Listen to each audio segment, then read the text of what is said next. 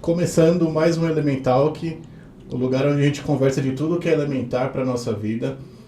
Eu sou o Tadashi, como vocês já sabem, e hoje, infelizmente, a Bia não pôde participar aqui com a gente. Quem está comigo hoje é o Ruivo. Salve, galera! E a gente tem uma convidada muito especial hoje. A gente está aqui com a vereadora eleita Luana Alves, do PSOL. Luana, obrigado por estar participando. Topou essa conversa com a gente aí. Valeu pela presença, viu? Eu que agradeço, gente. Valeu pelo convite. Olá, Ruivo. Olá, Tadashi. Valeu, vamos aqui bater um papo. Muito bem.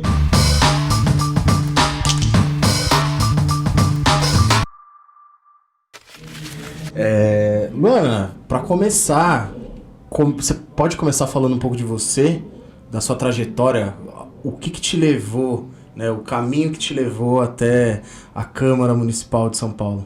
Olha, Ruivo, foi um caminho de militância. Foi um caminho mais de militância do que de política institucional, de política eleitoral, assim. A política eleitoral surgiu quase que no meio do caminho de uma luta de militância. Eu cheguei em São Paulo e cheguei na USP para cursar psicologia, né? Eu sempre gostei muito de saúde, de psicologia, de atendimento de saúde mental, sempre sonhei isso para a vida. E aí entrei na Universidade de São Paulo, lugar que ninguém da minha família tinha pisado, lugar que era, para mim até então, uma coisa assim fantástica e que eu achava que reunia muita gente. E de fato achei um lugar fantástico para muito poucos. Né, achei um lugar que não tinha quase ninguém como eu, não tinha quase ninguém negro, não tinha quase ninguém na periferia, tinha quase ninguém que tinha familiares que não tinham se formado no ensino superior.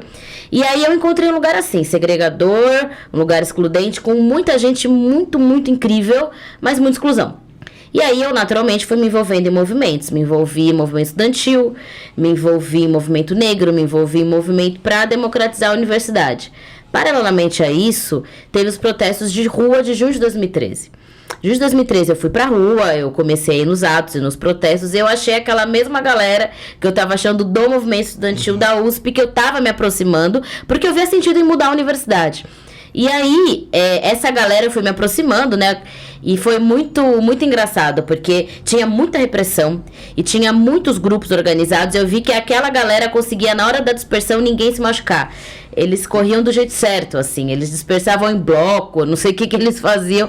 Um meio que olhava pro outro, cuidava do outro. Eu comecei a ir junto com a galera. E é curioso, porque 2013 foi um ano assim...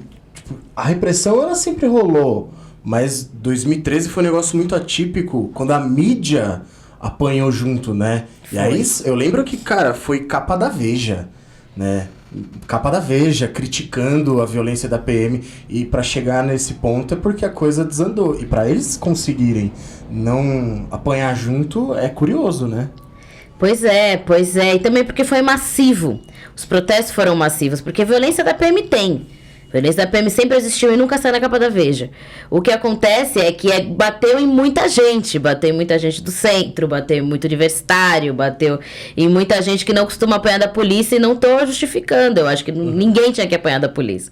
Mas o que acontece é que ficou muito na cara o que é um aparelho repressivo, o que é uma lógica repressiva, né, que na maneira como os caras são formados, ficou óbvio, não deu pra esconder, todo mundo viu. E aí foi isso, eu encontrei aquela galera, colei com eles, comecei a dispersar junto com eles e comecei a ir nas plenárias e nas reuniões, entender quem eram, vi que eram ligados ao PSOL, me filiei ao PSOL em janeiro de 2014 para ser militante, segui meu curso de psicologia e ser militante do partido. E continuei, teve a luta por cotas em 2015, principalmente em 2016, e eu me envolvi muito ativamente, fui perseguida por isso, tive minhas retaliações por isso, mas não me arrependo nem por um minuto, porque em 2017 a gente conseguiu a vitória de cotas sociais e raciais na USP. A USP foi a última universidade do país a adotar essa política que já estava há 10 anos nas federais, assim. Então, fiz parte dessa luta e também fui entendendo o que é a luta organizada, o que é a militância com planejamento, com estratégia, com tática. Fui me formando nesse sentido. Conheci, na luta por cotas com mais força, a Rede Emancipa, que é um movimento de cursinhos populares que tem no Grajaú, tem no Lausanne, tem Itapevi, tem em São Mateus, enfim, tem um monte de canto. E eu fui conhecendo, fui me encantando, e eu fui no primeiro dia na USP que teve, em 2014, primeiro pra mim, que é um dia no calendário dos cursinhos que vão visitar o campus da cidade universitária do Butantã. E aí, primeiro que é pra deixar pra eles mais concreto o que é a abstração da universidade. Então, mostrar o que é o CRUSP, o que é o restaurante universitário, o que é a reitoria, o que é o prédio da FUVEST, porque é tudo muito estranho pra eles. Para eles, no primeiro dia que eu fui no Emancipa, me perguntaram quanto eu pagava na USP. Gente que morava do lado da Universidade de São Paulo, a pouquíssimos quilômetros. Que é de graça, né, velho? Exato. Isso é bem interessante, porque realmente a USP, ela é conhecida, mas as classes mais altas não sabem. Normalmente, eu já dei aula particular para muitas pessoas que não faziam ideia, conheciam por nome, mas não sabiam como que era o processo seletivo, quanto que tinha que pagar, isso que você falou. E você percebe que, para mim, sempre foi muito claro. A minha mãe é da USP, aí eu entrei na USP, mas tem gente que não tem noção dessa realidade, e é uma baita instituição, assim. Claro que tem muita coisa que precisa melhorar, tem muito problema em relação à reitoria, como é eleito e tudo mais. Só que é uma universidade que a gente precisa valorizar e lutar por ela, ficar cada vez melhor, né? Exato, lutar por ela, valorizar ela. E quando eu olho os ataques que hoje as universidades vêm sofrendo, né, por parte do governo federal, que é uma coisa muito inédita desse governo muito, muito bizarro, né, particularmente violento, não é um governo liberal qualquer, é um governo que é contra a universidade, assim, é um negócio contra meio a ciência, né, velho? Contra a ciência, é um negócio muito pior com o que a gente já tinha lidado, assim. E eu acho que a universidade se protege muito desse tipo de ataque quando ela é democrática. Porque se as pessoas não olham para a universidade, não entendem o que ela faz, não sabem para que ela serve, é muito fácil dela ser atacada. Inclusive para a opinião pública da massa, para a opinião pública da maioria das pessoas. Então, se meu filho nunca vai entrar naquilo, se eu nem sei o que é aquilo, se nunca serviu para mim, se é pago do dinheiro dos meus impostos, ainda vem o presidente e fala que eles são, enfim, folgados, para não usar um palavrão, é óbvio que eu vou querer que aquilo seja. Drogados, né? Não trabalham, são playboy. Mas aí que tá, quando eu era criança, acho que a primeira vez que eu falei da minha família, ninguém fez universidade, digo num ciclo mais restrito, assim, avô, tio, e aí a primeira vez que eu comentei sobre a USP, acho que era pré-adolescente, alguma coisa assim, uma das primeiras coisas que eu ouvi é tipo, isso aí não é pra gente, é pra gente rica. Não deveria ser, né? Pago com o nosso dinheiro, deveria ser algo muito mais acessível.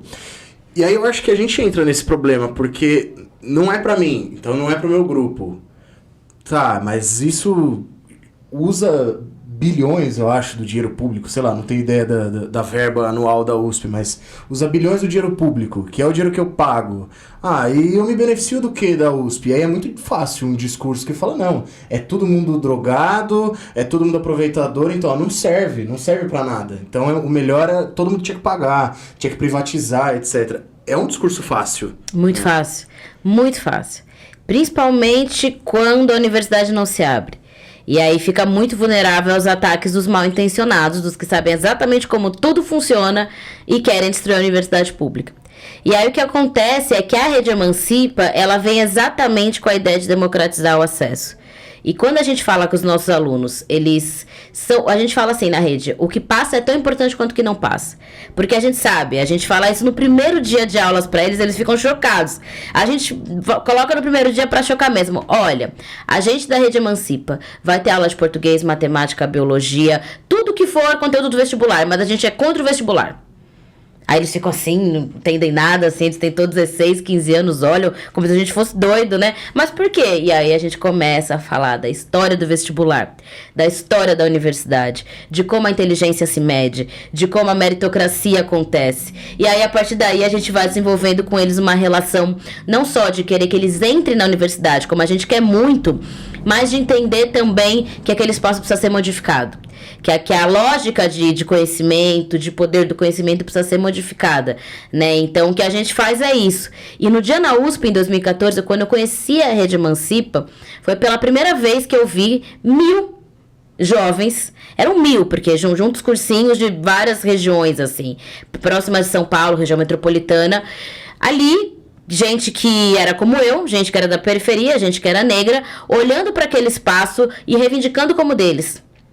Né? Enfim, andando, conhecendo o que era cada instituto, o que era faculdade, o que cada um fazia, né? Porque é algo muito distante. Então isso, né, é para dar um gás para eles no começo do ano. O que a gente faz foi quando eu conheci. Eu não era da rede, eu fui para ajudar, porque eu era do movimento estudantil, era sábado, né, o campus ficava fechado, eu era do DCE, eu fui para ajudar, né, um acordo que é o Emancipativa com o DCE da USP. E aí eu fiquei encantada e eu comecei a me aproximar com mais organicidade lá para 2016, 2017. E aí eu virei coordenadora da rede, ajudei em projeto de saúde mental da rede, e isso foi me formando também na militância, assim. Que louco. Eu queria fazer uma pergunta. Você foi eleita como uma representante da população negra, né? E você vai enfrentar na Câmara Municipal um discurso, vou citar o nome, de um vereador, o Fernando Holliday, né? Que ele também é negro, mas ele é um cara contra as cotas raciais. Um dos primeiros projetos dele, eu lembro que foi, acho que é anular o Dia da Consciência Negra. O cara se dispôs a fazer um projeto desse tipo, né? E ele é um influenciador, né? Antes de ser vereador, foi influenciador digital, era do MBL, etc. É um cara que tem, ele tem voz nas redes. Como é que vai ser, no seu mandato, ter que lidar com esse discurso? Porque a galera que pega fala, mas ele também é negro e ele é contra as cotas, né? Ele é negro, Ruivo, mas você percebe de onde que ele vem. Que história de militância ele tem?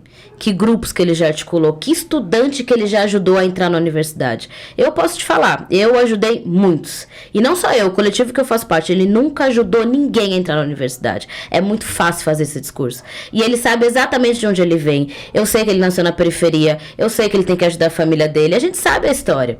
Agora, ele percebeu uma oportunidade de ele surfar numa onda conservadora. O fato dele ser negro ajuda os que têm muito ressentimento com cotas, os que têm muito ressentimento com o avanço mínimo que a negritude teve nos últimos anos. Ele consegue canalizar para ele sentimento de ressentimento e conseguir se eleger. Para mim é oportunismo, para mim não tem nenhum tipo de trabalho na periferia. É uma pessoa que vem da periferia e nunca ajudou ninguém da periferia. Eu não tô dizendo ajudar assistencialismo, eu tô ajudando ajudar a fazer movimento, porque até algumas pessoas da direita fazem esse movimento. Até algumas pessoas da direita fazem trabalho com juventude. Nunca vi o Holliday fazer. Pra mim é puríssimo oportunismo eleitoral. E eu não sei da opinião real dele, sinceramente, porque eu sei que ele conseguiu crescer porque vinha uma onda conservadora, vinha uma onda do MBL, crescimento do MBL. Agora ele conseguiu se eleger ali na esteira do Arthur Duval. Não sei se o Arthur Duval, se estivesse tendo todo esse sucesso, o Holliday se reelegeria, sendo muito sincera com vocês. E o que acontece é que ele vai conseguindo aí se ligar no que tem de ondas conservadoras para conseguir se eleger. Mas nunca vi ele fazendo trabalho de base.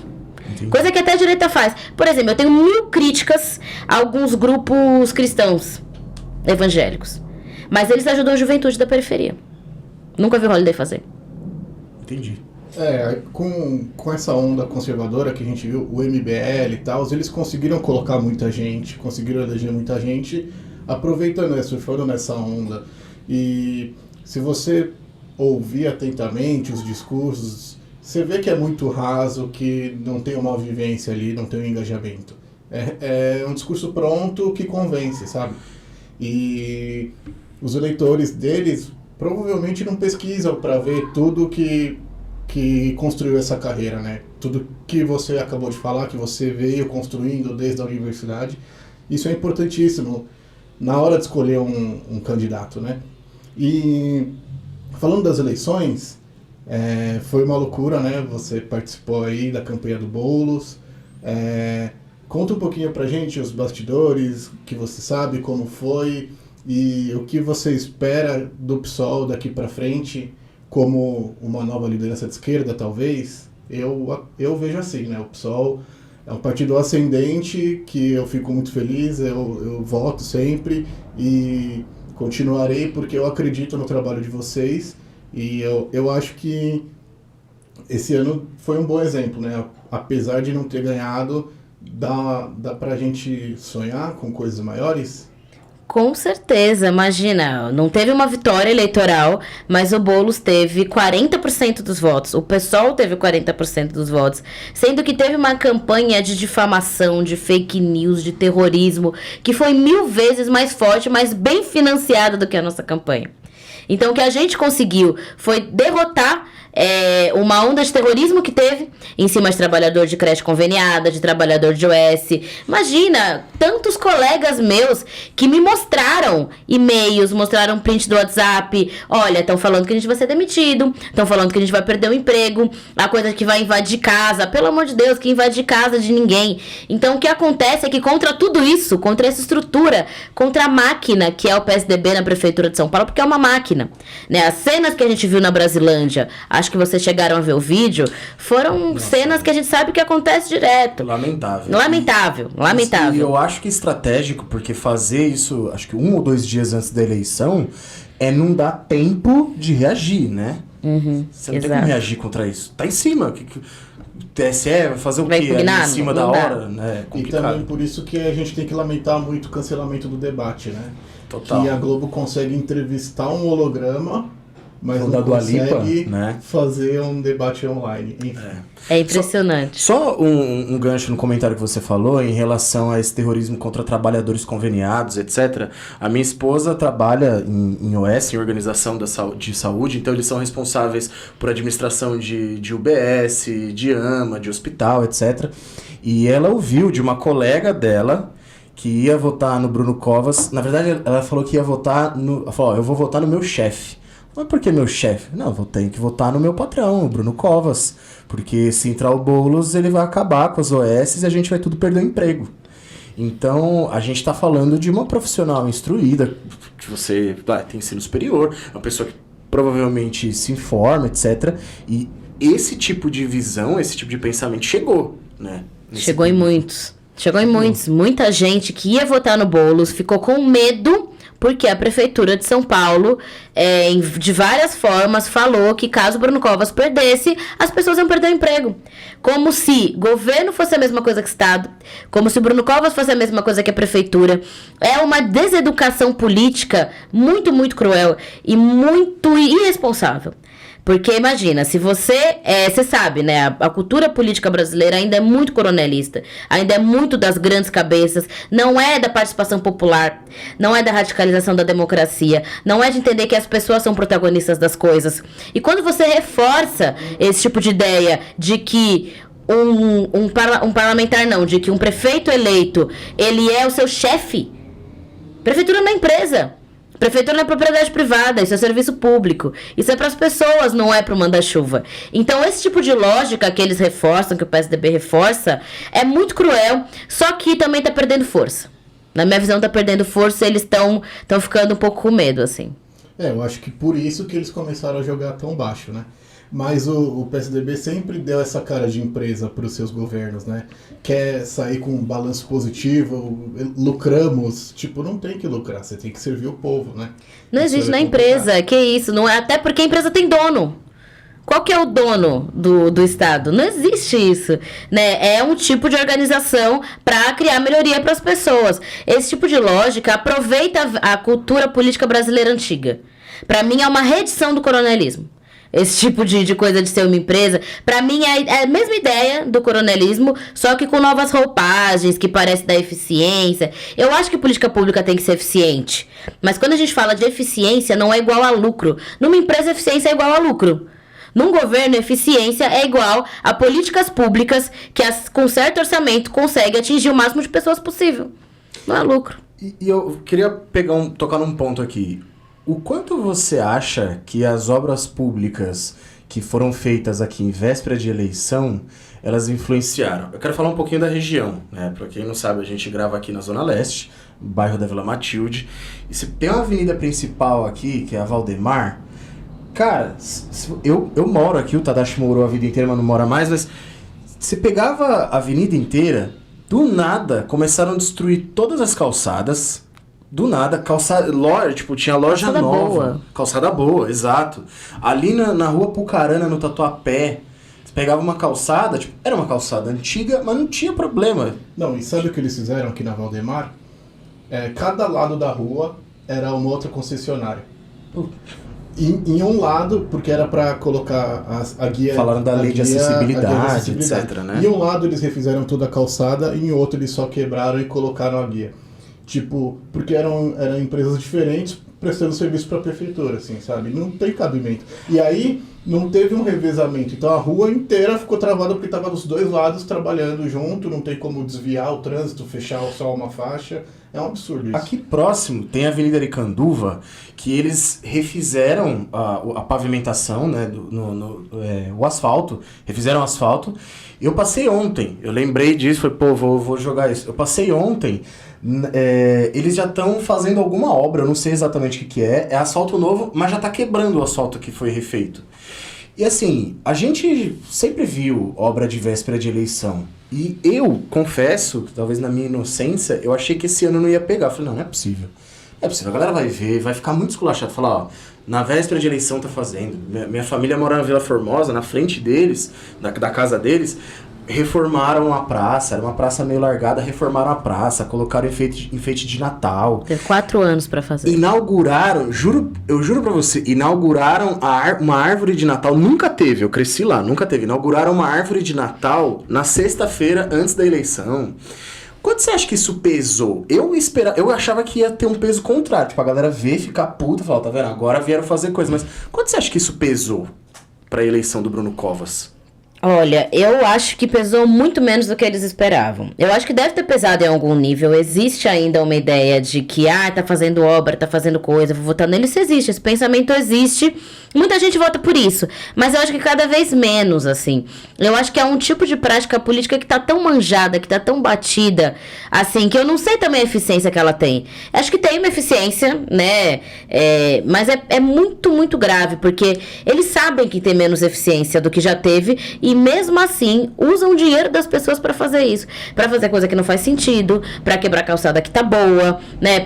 Enfim, teve 4 anos pra fazer política de obras com planejamento que pudesse melhorar a vida das pessoas de verdade, né? Pudesse pensar em moradia, pudesse pensar em gente que mora em cima do córrego, pudesse pensar em urbanização de comunidade, que faz muito mais diferença do que você quebrar uma calçada num lugar que é urbanizado. Ou destruir o Vale do Anhangabaú com 100 uma milhões belíssima piscinona, ali um espaço que é um espaço verde, é um espaço que passava um rio ali, né? O Vale do Anhangabaú passava um rio, ele é um curso de um rio, e óbvio que tem que ter espaço verde. Se você cimenta tudo aquilo, vai acontecer igual aconteceu, né? Que é o Terminal Bandeira ficar alagado. O Terminal Bandeira fica alagado há um tempo, desde antes da obra, mas ficou num nível que eu nunca tinha visto nenhuma imagem daquilo ali, assim. Dos ônibus não conseguirem sair por muito tempo, e ônibus que vai pra Zona Sul, ônibus que, né, vai pra cidade inteira ali do Terminal Bandeira. Então aquilo foi uma loucura completa pra mim. Pra mim isso foi a cara do que é a velha política do PSDB. A cara. Pra mim um exemplo muito bem acabado, assim, do que é o PSDB. Eu fiquei decepcionado quando eu vi, porque quando teve, eu não sei se você lembra, na gestão Haddad, você podia escolher a fotinha do bilhete único, a paisagem do bilhete único, né? Eram cartões postais da cidade, um deles era o Vale do Anhangabaú, né? E eu lembro que quando eu fui fazer esse bilhete único, eu escolhi o Anhangabaú porque eu achava mó bonito o Anhangabaú. Achava mó charmoso, assim, e tal. Uma das poucas áreas da cidade que eu, assim, no centro principalmente, que eu achava bonito. De noite era bonito você olhar o Anhangabaú e tal. Por mais os problemas que tem, era bonito. Nossa, e ficou uma coisa horrorosa. Feio demais. Um cinzão. Muito mal feito, né? E pegando o gancho do bilhete único, você viu que o Bruno Covas já deu uma prejudicada nos trabalhadores, né? Ele diminuiu as integrações em 3 horas para 2 agora. Sem anunciar. Foi eleito e já começou a pôr as manguinhas. Foi eleito e um dia depois o Dória já anunciou medidas restritivas da pandemia, né? Pois é. Esperou a eleição para voltar, né? Agora vamos falar mais um pouco do cenário político, pensando mais num âmbito nacional, agora olhando para 2022, com o apoio que o Boulos recebeu no segundo turno, de Ciro, Marina, Lula, tal, Flávio Dino também, você acha que a esquerda já está caminhando para uma frente ampla aí para 2022? Tem algum indício disso? Ou ainda é muito complicado falar sobre isso? Quais são as perspectivas? Olha, Tadashi, eu te confesso que desde o final do segundo turno eu tô numa correria imensa, não consegui acompanhar todos os informes, mas o que eu acho que o que tem que acontecer é o seguinte: fica óbvio que o bolsonarismo tem que ser derrotado. E tem que ser derrotado porque essa derrota já começou. Né? As eleições desse ano mostraram todos os candidatos que falaram sou o candidato do Bolsonaro, perderam. Né? Nas Teve um que capitais, ganhou. eu acho que teve algum que ganhou? Teve um em Vitória, que eu acho que foi bem. De resto, o Crivella passou pelo segundo turno, porque era o pai, sinceramente, a coisa é muito triste, não dá pra comemorar no Rio de Janeiro, mas foi muito mal e perdeu feio, né? Aqui o Russomano, que era quem reivindicava o bolsonarismo, passou nem pro segundo turno, Como em sempre. várias... Como sempre. Pois é, o Bruno Covas teve que se distanciar do Bolsonaro. Você vê que ele não falou, a gente sabe que tem relações, foi o Bolsodória lá 2 anos atrás e tal, a gente sabe, mas ele precisou se distanciar pra ele conseguir ganhar, até porque, enfim, ele sabe que era uma âncora que puxava para baixo, e o que acontece é que as pessoas já deram um recado que o bolsonarismo tem condição de ser derrotado. Né? Não vou dizer que ele foi bolsonarismo, eu não digo Bolsonaro, a pessoa dele, mas essa ideologia, nesse tipo de política, né? essa proposta que eu posso muito bem dizer que é neofascista para o Brasil. E o que eu acho que existe é que a esquerda tem que entender esse recado, tem que entender que existe condições para isso, que quando a gente fala de frente ampla também, eu acho que a gente tem que ser muito cuidadoso, porque é o seguinte: as pessoas querem uma nova política. As pessoas não querem um tipo de proposta, um tipo de partido, um tipo de representação que existiu, que, enfim, governou e que, né, e vocês sabem do que eu tô falando, né, eu não tô dizendo que tem que ser eliminado um partido que já governou e que o povo não quer mais, mas eu acho que tem que ser compreendido o sentimento de necessidade de alternativa política de esquerda, de alternativa política que vai priorizar os trabalhadores, priorizar a periferia, as mulheres, a juventude, né? Porque é isso, obviamente, que as pessoas querem, na minha visão. Porque assim que acabou o primeiro turno e o Boulos passou para o segundo turno, eu fiquei pensando, será que ele vai colocar o Lula na campanha dele? Porque vendo as pesquisas, a gente vê que o PT também perdeu muita força, né? E o que, na minha opinião, eu acho que a polarização que gerou isso, tanto o bolsonarismo quanto o lulopetismo saiu enfraquecido, mas a esquerda não, porque o PSOL surgiu como uma esperança. Então, tem crescido, eu acho, o PSOL tem crescido muito. E nessa ideia de frente ampla, eu concordo com o que você disse, porque o PT ele já não tem tanta essa força para liderar essa junção. Eu acho que é importante que o PT esteja junto, mas o PT também precisa se renovar, precisa pensar nas suas práticas, né? E só assim talvez seja possível derrotar o bolsonarismo, na minha opinião. Eu acho, Tadashi, eu acho também que o PT, assim como a esquerda como um todo, tem que se voltar ao que sempre fez e parou de fazer nos últimos anos, que é o trabalho de base. A esquerda há muito tempo não está nos bairros, não está organizando associação, não está organizando comunidade, coletivo de mulheres, coletivo de juventude, não tem feito isso mais. E esse tipo de organização, principalmente no momento de crise como que a gente está passando, é uma organização que vai existir. As pessoas têm que sobreviver, as pessoas têm que fazer luta, né? E hoje quem faz esse tipo de trabalho de base, na minha visão, são as igrejas. Trabalho de base faz muito, eu morei no Grajaú. Igreja evangélica, inclusive. Faz, igreja evangélica, são as principais, são as que mais fazem trabalho de base no Brasil. Né? Eu sou da Rede Emancipa e a gente faz trabalho de base. Pra gente o que a gente faz é trabalho de base, a gente quer, cursinho, mas é organização territorial. A gente, no Rio de Janeiro, por exemplo, a gente faz um trabalho que é o Emancipa Degase. O Degase é a Fundação Casa, de lá do Rio de Janeiro. Então, a gente tem um cursinho com os meninos que estão em medida socioeducativa. E lá é uma coisa muito engraçada, porque só quem faz trabalho no Degase são duas forças. O Emancipa é a igreja evangélica. E a gente compete, porque a igreja evangélica vai na cadeia. Vai ajudar as mães, vai ajudar as mulheres, vai falar pros meninos que estão em medida socioeducativa do Degase pra eles encontrarem Jesus e saírem dessa vida, que tem um propósito pra eles. Aí tá do outro lado o cursinho, a gente emancipa dizendo: oi, vem fazer o Enem, tem um propósito de vida pra você, mas é neste mundo, né? Existe desigualdade, existe racismo, é uma competição doida.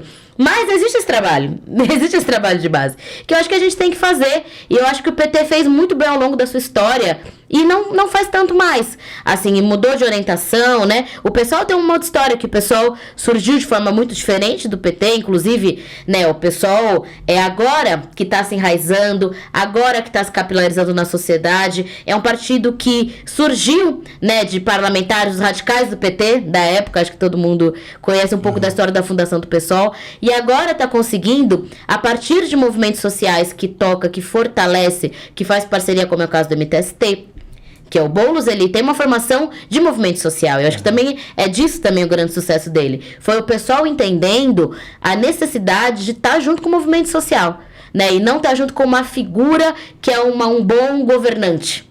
O pessoal podia fazer uma escolha, né, de ter um bom governante, mas acho que tem que ter alguém de movimento social, né? Isso é muito fundamental pra gente, ter gente que tem base, ter gente que tem histórico de militância, e porque é isso que é fundamental pra de fato ser uma alternativa de poder. Porque eu fiz essa pergunta porque durante essa caminhada do segundo turno e na luta para virar votos, conversando com pessoas, eu vi muita gente falando: não, eu não vou votar no Boulos porque ele é igual ao PT e vai dar ruim como já deu com o PT. E aí, tipo, não, gente, são coisas diferentes. Tipo, não é todo partido de esquerda que é igual, que atua igual, e até dentro da própria esquerda tem várias vertentes, tem várias diferenças, então não dá para fazer essa generalização, né? Claro, é bem diferente. Eu queria apresentar dois dados aqui. O primeiro, o G1 ele fez um levantamento dos distritos eleitorais, acredito que você já respondeu até parte do que eu ia te perguntar, mas quando a gente olha os distritos de São Paulo, inclusive eu vou até virar para você, e a gente pode disponibilizar depois nas nossas redes para vocês verem, você pegar grande parte da periferia, votou no Bruno Covas, né? Ele venceu em grande parte da periferia. Você pegar, por exemplo, Rio Pequeno, na Zona Oeste, Pirituba, Itaquera, essa galera, eu tenho até os nomes aqui, ó, Jardim Helena, Extremo Leste, Itaim Paulista, São Miguel Paulista, Brasilândia, o Bruno Covas ganhou, Perus, ganhou em todas essas regiões, né? Esse é o primeiro dado que eu queria levantar. O segundo dado saiu hoje, inclusive, a gente está gravando, hoje é dia 3 de dezembro, tá? Saiu hoje na revista Piauí, eles fizeram um cruzamento de dados do TSE com os votos para vereadores em relação à renda dos eleitores, né? Com os partidos, etc. E aí, por exemplo, no Jardim Europa e Pinheiros, elite de São Paulo, né? Renda média de R$ 8.076, segundo a revista Piauí. Nessa região, o PSOL ele teve 15% dos votos para vereador. Não estamos falando executivo aqui. Para vereador. O PSOL ele só perdeu nessas regiões para o Partido Novo. O Partido Novo teve 19%. O PSOL só perdeu para o Partido Novo. No Jardim Santa Terezinha, que é o extremo leste de São Paulo, o PSOL ele teve 4% dos votos. E aí uma coisa que é assustadora, para mim é assustadora. O DEM, no Jardim Santa Terezinha, o Democratas, ele teve 55% dos votos para vereador. 55%. Que é o tal do partido do centrão, né? Que ideologicamente para mim não é centrão, mas os caras se colocam como centrão. O centrão para eles é tipo assim: quem tá no governo, a gente dá um jeito de negociar. Ideologicamente para mim é um partido de direita, né? Mas, e eu nem tô falando de extrema direita, mas para mim é um partido de direita, né? O que falta? Porque assim, o discurso que o Boulos trouxe, né, que o pessoal traz, o PT trazia, etc., era um discurso de governar para os mais pobres, de olhar para as necessidades dos mais pobres, etc. Por que a gente olha esses dados e essas regiões, a gente vê, por exemplo, o DEM, tem um monte de vereador, a gente vê o Bruno Covas ganhando nas periferias. Se a gente compara, por exemplo, 2018 com 2020, né, o Bolsonaro... O Covas, ele ganhou em 50 dos 52 distritos eleitorais de São Paulo que o Bolsonaro ganhou. A única diferença, o Boulos ele conseguiu ganhar aqui em São Paulo, em São Mateus e Tiradentes, que eram distritos que o Bolsonaro tinha ganhado e ele ganhou. O que falta? Olha, Ruivo, eu acho que olhar esses mapas... Ontem eu estava lendo um texto da Raquel Ronick sobre esses mapas, muito legal. Ele revela muito, mas também esconde algumas coisas. Eu acho que uma primeira coisa é a seguinte: eu acho que o voto por distrito é muito importante, mas no território não vota, né? As pessoas do território votam. E o que acontece é que eu acho que teve um aumento geral em todos os territórios do voto no PSOL e do voto nas esquerdas, inclusive em territórios periféricos, que não chegou a 50%, por isso não aparece no mapinha, mas foi maior do que foi em 2018. Acho que isso é um primeiro dado interessante. Eu acho que uma segunda coisa é que a gente tem que entender que o centrão, que pra mim é direita, também concordo contigo, eles conseguiram também se safar da onda de uma desconfiança da política, porque a desconfiança com política é justa, né? Tem gente que fala que é antipolítica, eu não acho que é antipolítica, acho que é desconfiança com a velha política, né? E eles, por não terem um nome do tipo PT, PSDB, que é o que mais aparece nos jornais, que é o que mais aparece na mídia, eles conseguem se mostrar não como partido, não como política, mas como fulaninho de tal. Fulaninho de tal que ajuda tal comunidade. Quando a gente fala ajudar, é aquele da velha política. Não é ajudar a fazer movimento social. É ajudar a fazer assistencialismo. É ajudar a manter as pessoas num ciclo de pobreza que elas estão. Né? É ajudar se aliando, muitas vezes, é o que tem de mais violento e complicado no território. Eu não queria entrar em muitos detalhes, mas eu já morei em periferia. Eu sei o que é vereador aliado com o que tem de mais violento num território. E há de quem não votar. Então, eu sei o que é você precisar de um emprego ou precisar de alguma coisa de tal fulano, que aí ele consegue se safar da onda da desconfiança com a velha política, ele vira o fulano. Né? Então, essa é uma coisa bastante grave que ainda acontece e piora numa situação de crise econômica. Porque as pessoas estão com mais necessidade. As pessoas estão precisando de mais tipo de ajuda. Inclusive esse tipo de ajuda que eu acho que eu deixei claro aqui para vocês. Claro. Então isso é uma coisa bastante grave, mas em todos os territórios teve um aumento dos votos na esquerda. Em todos os territórios, praticamente a juventude votou na esquerda. Né? A juventude das periferias votou na esquerda. Isso é um dado muito importante pra gente. Né? Então essa é uma coisa importante também da gente olhar. E também, alguns do Centrão também perderam força, né? Acho que, claro, várias figuras conseguiram se estabelecer, mas vários não. Vou te dar, por exemplo, o exemplo do meu território, que é o Butantã. O Butantã, eu sou a única vereadora eleita da região. Né? E tinha toda uma expectativa que uma figura que é histórica da região, que faz um tipo de velha política, que faz um tipo de coronelismo, e que toda a comunidade que eu ia, porque vocês me conheciam porque eu trabalhei na UBS, porque eu sou de movimento social, então já tinha me visto em protestos, já tinha me visto no posto, eu ia, entrava nas casas, entrei em comunidade, falei com as mães, não filha, eu vou votar em você, mas você sabe que fulano vai ganhar, porque ele ganha sempre. Esse fulano não ganhou, eu ganhei. Então, você vê o que acontece. Assim, e quando teve o WhatsApp dessas pessoas, as ligações que eu recebi, as mensagens, eu não acredito que você entrou e ele não. Né? Então, isso acontece. Assim, claro que o Butantã é um território que é um pouco mais classe média, mas tem os lugares que eu fui. E, né? Então, existe também um desgaste de algumas figuras desse centrão, mas que é uma direita que é a velha política. Né, e que vai tentar de toda forma se reproduzir, manter suas possibilidades de fazer esse tipo de trabalho que deseduca, que mantém pobreza, né, que mantém hegemonia personalista, não em cima de nenhum projeto, que despolitiza, né, e que obviamente está ligado com tudo quanto é coisa que vocês podem imaginar. Legal, acho que tá aí uma boa análise que é importante ser exposta, né? Sim. Eu acho que o nosso tempo... Vamos fazer só a pergunta da Bia? Ela mandou. Então, a gente já vai partir das perguntas aqui, sair um pouquinho do bate-papo, porque tem uma outra apresentadora que infelizmente não pôde estar aqui com a gente. Ela trabalha, ela é de Osasco e trabalha, não conseguiu vir, mas ela mandou uma pergunta, na verdade 2 perguntas para você, e aí eu queria colocar aqui pra gente. Ana, quero já de antemão começar te agradecendo por ter topado participar desse episódio com a gente. Muito obrigada, a sua participação é muito importante. Me desculpem por não poder estar aí presente com vocês pessoalmente. Espero que a gente tenha uma próxima oportunidade de se conhecer. E eu tenho 2 perguntas para você que eu gostaria muito de te ouvir. A primeira é: o que a população LGBT pode esperar do mandato de uma vereadora bissexual? Quais são as propostas que você tem para apresentar para a comunidade? E a segunda pergunta é em relação ao acesso das mulheres na política. Um dos motivos que não existem muitas mulheres atuando atualmente é por conta da precariedade dos partidos de proporcionar esse vínculo com mulheres. Então eu queria saber como foi a sua experiência como PSOL, como você conheceu o PSOL, qual foi a sua caminhada até começar a fazer parte do partido, por que o PSOL e nenhum outro partido.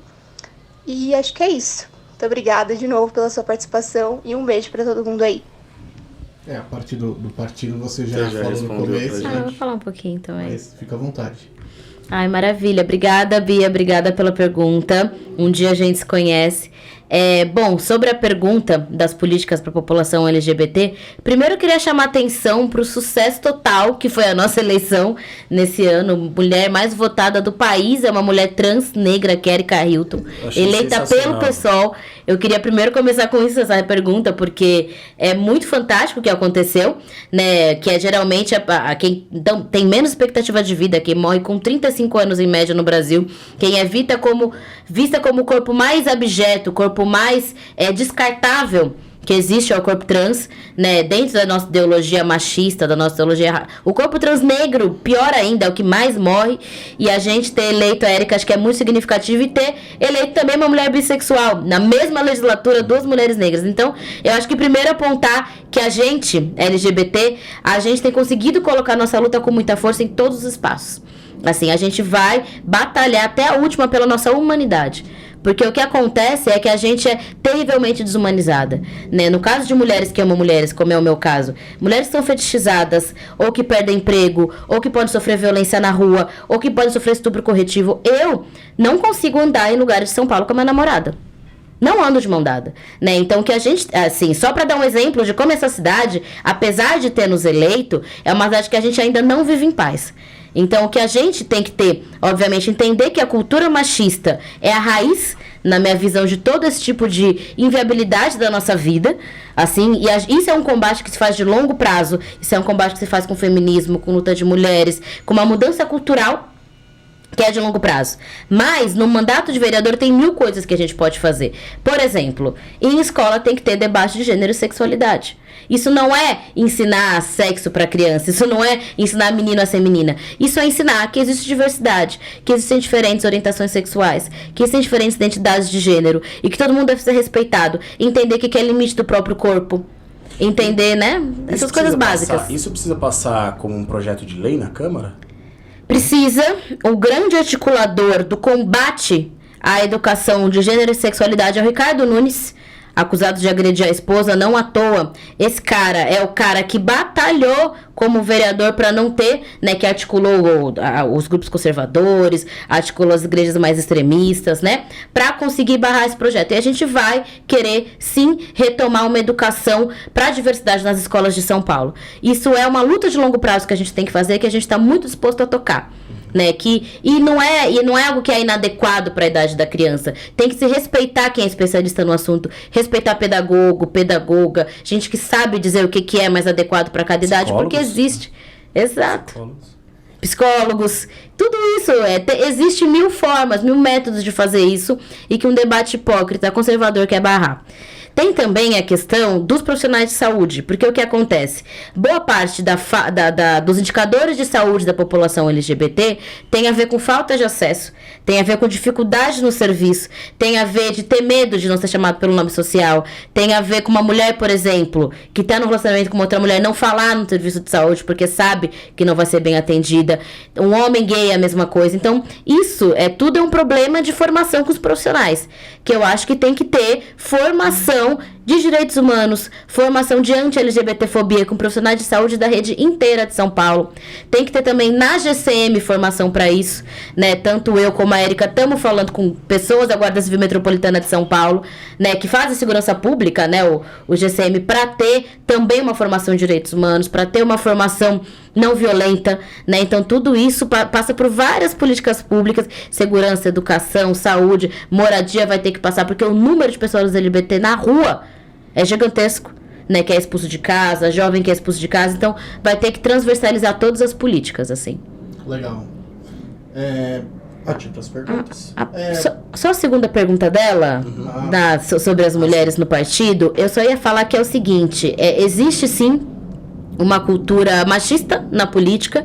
O PSOL é um partido que tem um histórico de ser muito tocado por mulheres. Não vou dizer que é um partido perfeito, né? Mas é um partido que foi fundado por Luciana Genro, por Heloísa Helena. Na fundação do PSOL tinham dirigentes políticas mulheres. Eu entrei no PSOL por uma mulher me chamando, né? Imagina, foi a Nayara naquela época, depois foi a Sâmia, depois foi a Mônica. Eu fui muito formada politicamente por mulheres, né? Então, a Sâmia é uma pessoa muito importante, a Mônica Seixas, a Luciana Genro, uma série de mulheres que são figuras públicas do partido, mas não só são figuras públicas, são dirigentes, porque essa é uma diferença, todo mundo tem que saber. Uma coisa é a figura pública do partido, que é o candidato, é a deputada, é o vereador, e tem os dirigentes partidários. Os dirigentes partidários não são candidatos. E o que acontece em muitos partidos é que tem mulheres figura pública, mas não tem mulher dirigente partidária.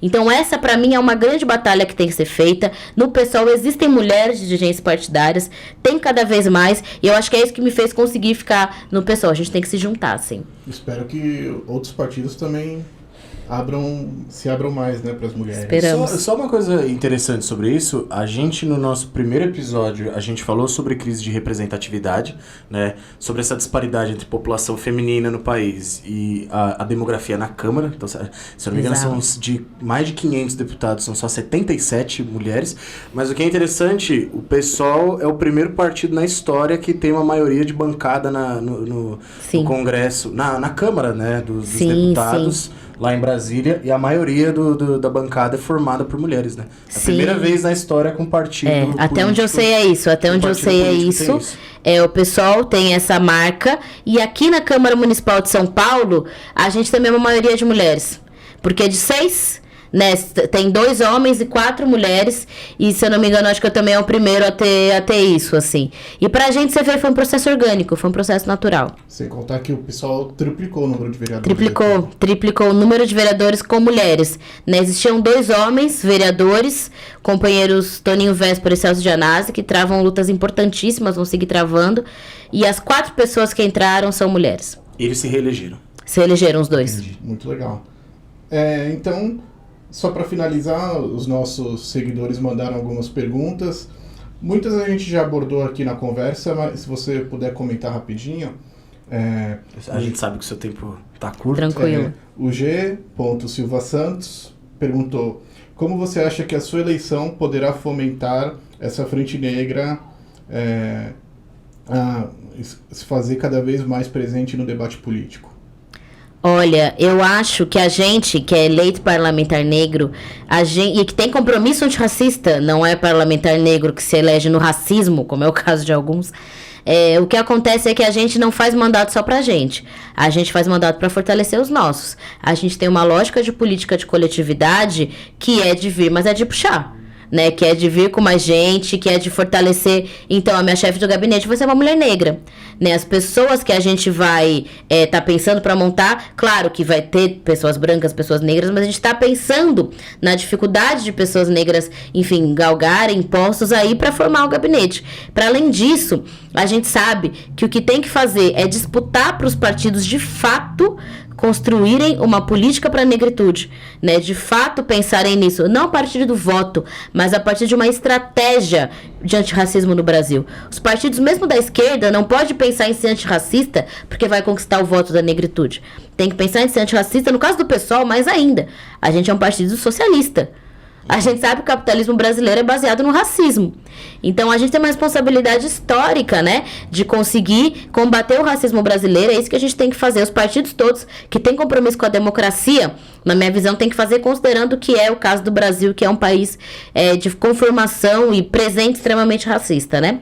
E eu acho que também o mandato é um mandato que vai fomentar todo tipo de participação política da juventude negra, né? Todo tipo de participação política nas escolas, todo tipo de participação política em CCJ, em CCA, né? Conseguir fazer projetos para a galera da periferia entender o que é a Câmara, conseguir participar daquele espaço, saber do seu poder, saber das suas possibilidades de futuro, assim.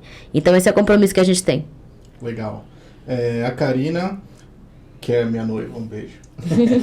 ela perguntou como você vê a união dos partidos progressistas para um cenário de 2022, que também a gente já falou.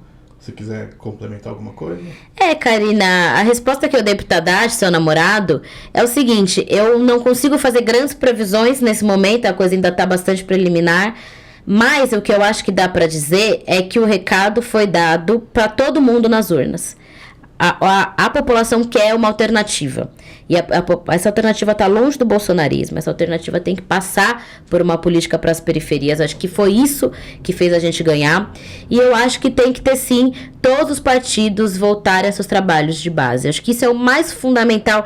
Acho que isso é mais importante, esse trabalho de base que a gente vai fazer, está fazendo, do que as cúpulas se conversando. Porque as cúpulas vão se conversar, a gente se conversa. Mas o mais importante é todos nós fazermos a nossa lição de trabalho de base. A Luísa Alves fez uma pergunta interessante. Se você pretende apresentar projetos relacionados ao meio ambiente. Pretendo. Inclusive, eu aprendi muito nessa campanha, né? Existe, aliás, fazendo propaganda, gente, quem quiser. Existe o Setorial Ecossocialista do PSOL, que é um grupo de pessoas que se reúne para fazer elaboração, que trabalha na área, que conhece. Eu aprendi demais nesse processo com eles. E o que acontece é que a gente tem que ter uma política ambiental em São Paulo que, como eu falei, transversalize tudo. A política de habitação tem que passar pela política ambiental. A política de educação tem que passar pela política ambiental. Quando a gente for falar, por exemplo, de espaços verdes públicos, a gente tem que falar de dotação orçamentária, né? Existem muitos parques públicos na periferia que existem grandes empreendimentos invadindo. Ali na minha região, por exemplo, eu moro no Butantã, existe na Coab Raposo Tavares um parque público municipal, espaço verde municipal das pessoas, que está sendo invadido por empreendimento. Né? Então, esse tipo de coisa, e não fariam isso no Parque Ibirapuera. Né? Não fariam isso num parque central da cidade, num parque da aclimação. Fazem no parque da periferia. Então, o que acontece? A gente tem que defender os espaços verdes públicos, tem que defender a alimentação adequada.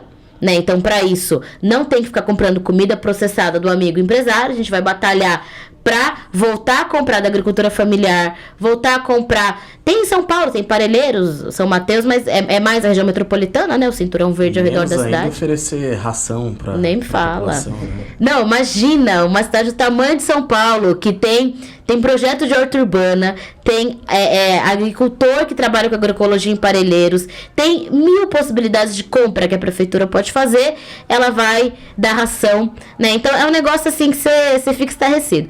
Mas o que a gente vai batalhar é para isso também, isso passa pela educação, como eu falei para vocês. Enfim, é uma pauta bastante importante pra gente, sim. Mudar, fazer uma transição energética, né, na parte de transporte público, tem que mudar, enfim, a maneira como o combustível é escolhido, né? Enfim, tem várias coisas, aprendi muito nesse processo. A própria questão da Angabaú tem muito a ver com isso, né? Tem que ter mais chão permeável. Você não pode ficar cimentando tudo, ainda mais uma cidade que é feita por rio, como é São Paulo, vai tudo alagar. Com certeza. E para finalizar, uma pergunta aqui da Isa P. Batista, um sonho. Um sonho? O sonho que eu tenho? E ela, queria só falar, ela é minha ex-aluna, ela é sua fã. Na hora que ela viu que a gente ia te entrevistar, ela ficou doida. Ela mandou mais perguntas. Ela mandou várias. A gente já debateu sobre isso, eu achei que essa seria legal pra gente. Ela é sua fã, só pra ficar registrado. Luísa? Isa. Isabela Batista. Isabela, obrigada, Isabela. Eu tenho vários sonhos, assim, sonhos mais coletivos, sonhos mais pessoais. De sonho mais coletivo, assim, mais imediato, o movimento que eu faço parte, que é a Rede Emancipa, ele teve um ano muito difícil, porque a gente não teve as aulas com os nossos alunos pela pandemia. Então, a gente ficou com muita saudade, a gente ficou com muito, né, foi difícil, foi para todos os cursinhos. E eu quero muito que volte as aulas da rede, que seja possível que volte, que a gente consiga ter em cada quebrada de São Paulo um cursinho popular. Né? Não necessariamente da Rede Emancipa, mas um cursinho popular que organiza a galera. Cada quebradinha, cada canto dessa cidade tem esse espaço para a juventude. Isso é um sonho coletivo que eu tenho muito forte, assim, e que eu acho que um dia a gente vai conseguir fazer. Tenho meus sonhos pessoais também, né? Eu sonho, por exemplo, que eu tenha tempo, coisa simples, né? A gente tem um sonho simples. Eu sonho que quando eu for empossada, eu tenha tempo para cozinhar na minha casa. É sério, né? A correria foi muito grande. Eu gosto muito de cozinhar. Eu gosto muito de cuidar de planta. E eu queria que eu tivesse tempo para isso, mas acho que não vai acontecer, não. Ah, mas tomara que você tenha, pô. Espero que sim. Então, acho que é isso. Foi muito bom o papo. Muito obrigado de novo por topar conversar com a gente. As portas do Elemental que vão estar sempre abertas. Espero que um dia você possa participar com a Bia aqui, porque ela é incrível. Você viu que a pergunta dela foi Sim. ótima. Eu tenho mais um sonho. Desculpa. Eu sonho em conhecer o Bernie Sanders antes que ele parta pro outro lado. Eu sonhava que ele fosse presidente dos Estados Unidos, mas não. O meu sonho é um pouco mais egoísta. Só queria conhecer o Bernie Meu Sanders sonho é que mesmo. um dia esteja Sandy Júnior sentado aqui. Ele é fã da Sandy Júnior, enfim. Enfim, muito Mas obrigado. obrigado, Luana. Eu adorei a conversa. Espero que você tenha gostado também. Espero que todos vocês tenham gostado. E ótimo mandato pra você. Que você enfrente essa batalha aí com muita garra, porque você vai ter que matar um leão por dia na Câmara. Vou. Tá certo. É Mas isso. vamos junto. Tô bem confiante. Valeu. Obrigada. Obrigado. É isso, pessoal. É isso. Obrigado por assistir, curtem, compartilha, passa pros amiguinhos, pros parentes, pro pai, pra mãe. Sigam a Luana. Luana Pessoal. Sigam Vai nas estar na redes. descrição. Segue ela também, acompanhe. E é isso. Obrigado, um beijo. Tchau, tchau. Valeu, falou.